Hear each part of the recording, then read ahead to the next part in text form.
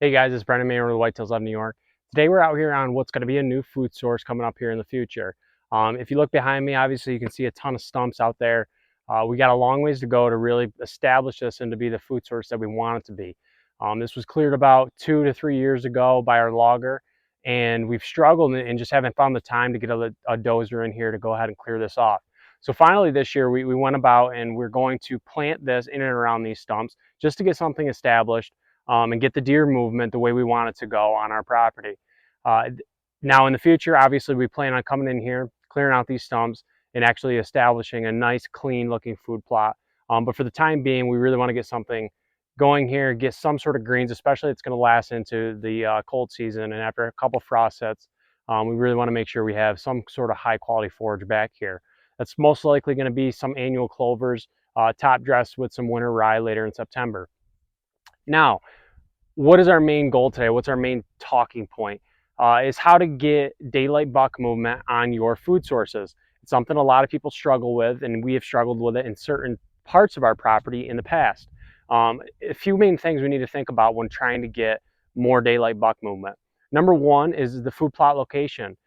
It is very, very important that you have adequate cover right directly adjacent to that food source. If you do not have that cover, don't expect any daylight buck movement, especially from a mature buck. As that season goes on and as pressure kicks up, the hunting pressure in the neighborhood, that buck wants the highest quality, thickest cover possible, highest stem count with the highest quality forage. If you do not have that right adjacent to your food source, do not expect that buck to be there during the daylight hours. If the nearest adequate bedding area is 5, 6, 700 yards away, depending on your area, it's going to take that buck several hours to get to your food source. Obviously, just the situation dependent, but most likely that buck's going to be there after dark. Number two, let's say you do have some adequate cover right adjacent to your food source. You've got that checked off the list. You've got that. Your food source looks good. It's growing well. You did the right steps, taking food plot samples, soil samples. It's definitely palatable for the deer. And you're still not getting that daylight movement. Then you need to really look at yourself and ask yourself, are you hunting it poorly? Are you hunting it too much? Hunting pressure is the biggest issue on every single property I go to. People don't think like a predator. They do not think how to move around their property intelligently to where they're not spooking deer. If you're spooking deer off your food source, you can pretty much check a mature buck right off the list. He's not going to come to that food source during the daylight hours. Until that rut comes and until he starts to get a lot of hormones going and maybe he's not thinking straight, that buck's not going to be on that food source during the daylight hours, not consistently at least. And really what we're trying to do at the end of the day to have consistent daylight movement. That's the key word, consistent. If you have a big buck out through your property once or twice, that's awesome. That's great. I'm glad you're seeing him. However, if you're not holding that mature buck where you are consistently getting him on camera every day, every other day, every few days, if there's not a consistent movement, that's an issue and it can be fixed. There's hope out there. You can do certain things. You can make habitat improvements. You can hunt your property more intelligently. There's a ton of things you can do to really have a great impact on your property. So like I said, if you look behind me, this is going to be a food source this year that we're just, kind of scuffing up around these stumps, getting something established here, again, to direct that daylight movement, to try to persuade the deer in the direction that we want to go. We're standing in what we consider a kill plot, a staging plot that is just off of our main destination food source, which is about 100 yards behind this camera. Now, if you look behind me also, you'll see that the food source really doesn't go a long ways. It only goes another 50 yards or so, and then it actually turns into good early successional growth that we planned on having when we had this food plot cleared. This is an awesome technique you can use on your property.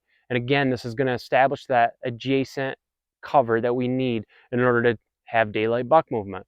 So this actually extends about double this length back further that way that was also cleared during the process of logging.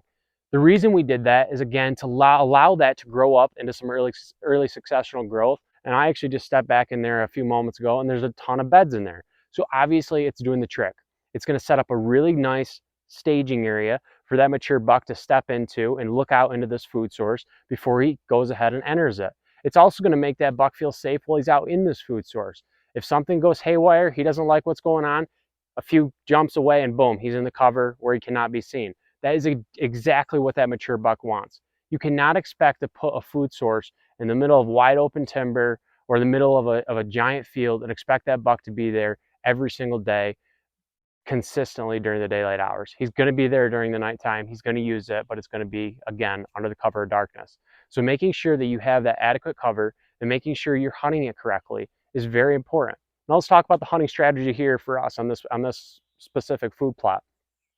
About 75 yards up this hill to my left, is our camp, our family camp. And what we're going to do is set a blind up on top of this hill, hidden behind a brush pile.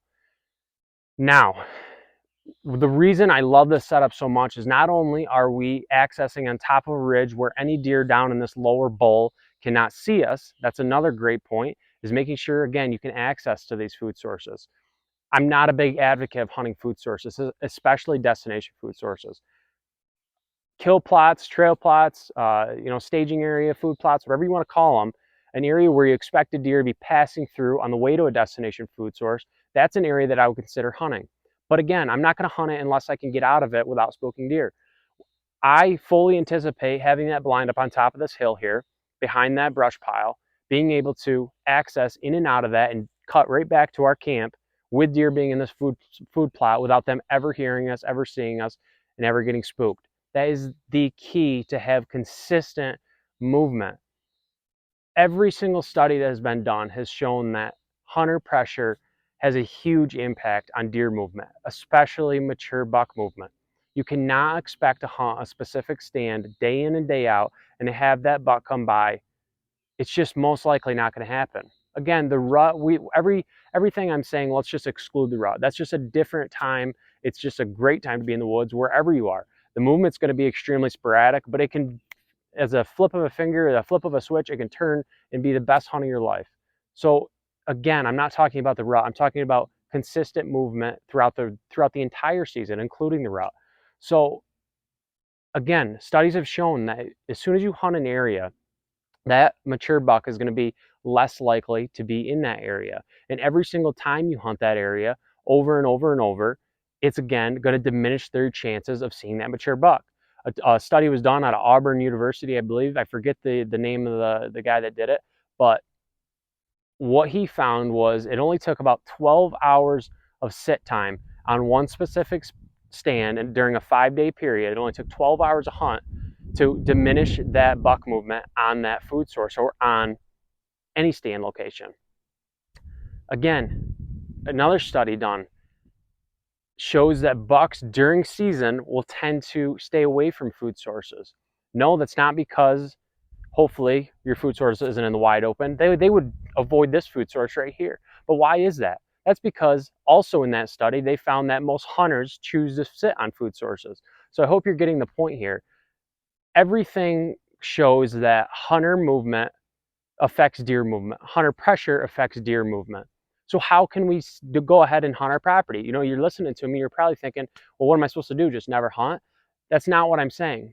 First of all, hunt the intelligent days, hunt the best quality days. Hunt those cold fronts, or if you have, again, a buck on camera consistently moving around your property and you can predict where he's going to be, that's a great time to hunt.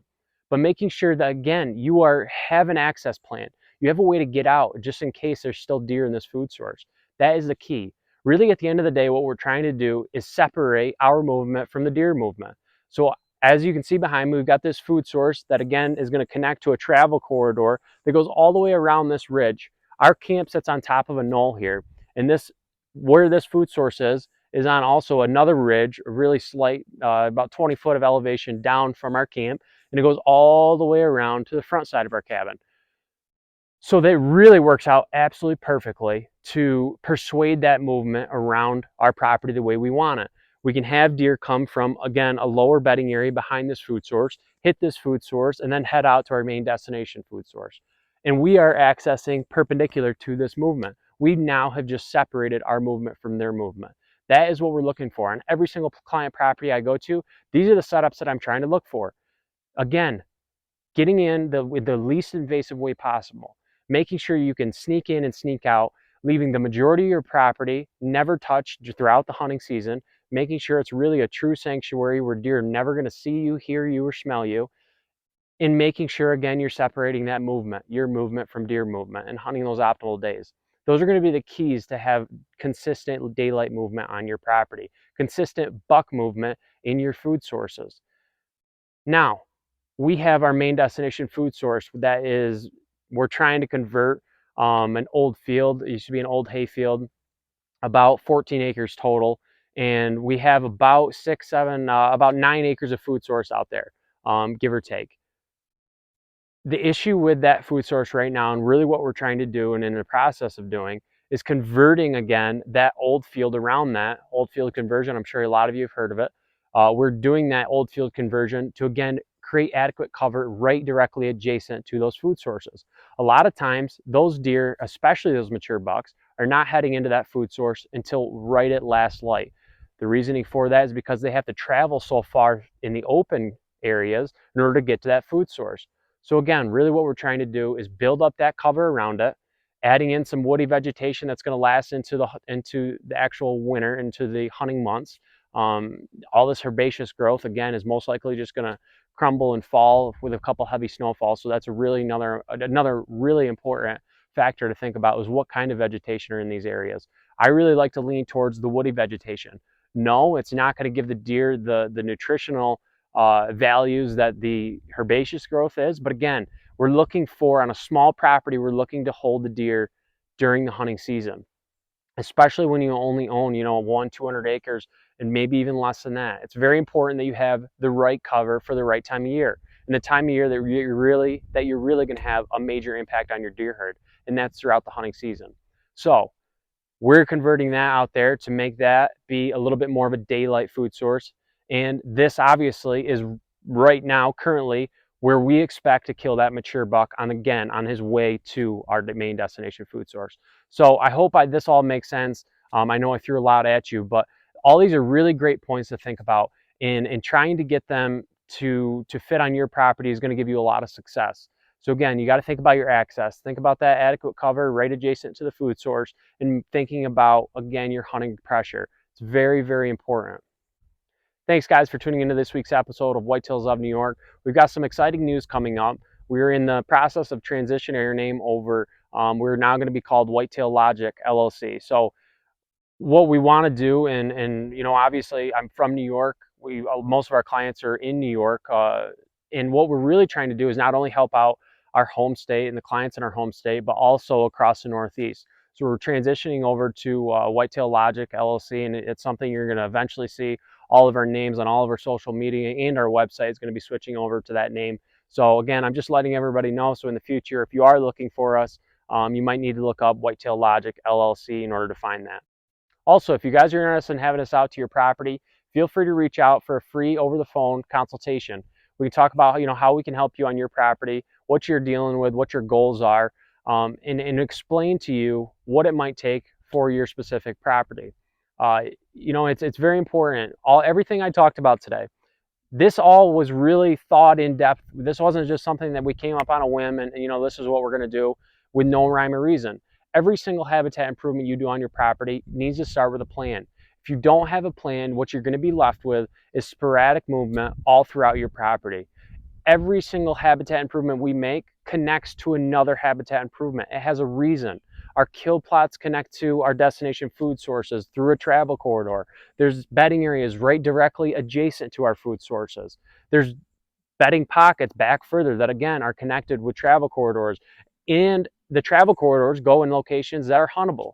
That's extremely important. Making sure you have a plan, again, before you make any improvement, before you fire up that chainsaw, before you rent a bulldozer or have a logger come in, you have to start with a plan. So again, feel free to reach out. I'd be happy to help you. I look forward to talking to you soon.